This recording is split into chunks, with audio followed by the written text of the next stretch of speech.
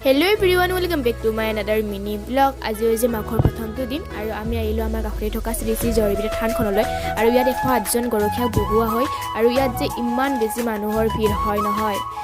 আৰু গধূলিলৈ আছিল এই টিকলাটোৰ আমাৰ বাৰ্থডে আৰু তাৰ আজি 1 ইয়াৰ কমপ্লিট হ'ল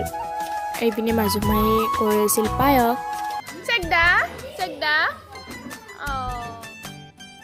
আৰু এইপিনে টিকলাটোৰ কেক কাটিবৰ টাইম হ'ল কিন্তু আজি ফুৰ্তি নহয় তাৰ